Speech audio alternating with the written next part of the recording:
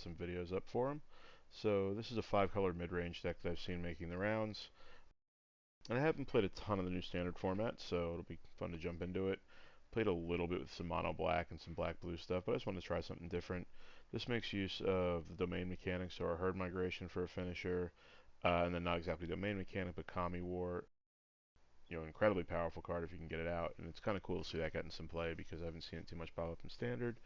We have our ramp from Llanowar Loam Speaker, removal from Terra Sunder. Reckoner Bankbuster is just so much card advantage that it makes sense that it's running a couple of them, and Fable because it's the best card in the format by a mile, and it just really should be in any deck that can run it. Celestis for a little bit of card filtering and some mana ramp. We have Unleash the Inferno, which is going to do removal, and also doubles as picking up some other stuff along the way. I love Urtai Resurrected. I think it's cool to see it in here.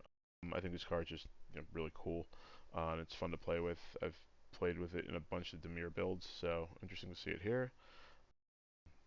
AO Dawn Sky for value engine and getting some of these other things put on the battlefield when it dies. This is starting to pop up a lot more in standard in general.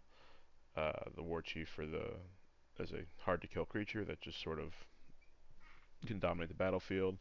Leyline for removal and a whole bunch of lands to make this all work. Sideboard wise, nothing super mind blowing. We have Sunset Revelry as a sort of an answer to a couple different archetypes.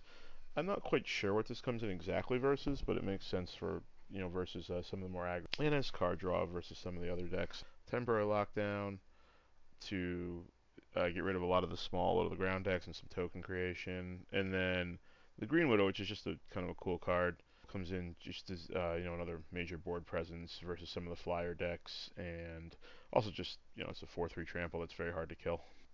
So let's run this through a couple games. We'll see how it goes. I have not played a game of this yet, so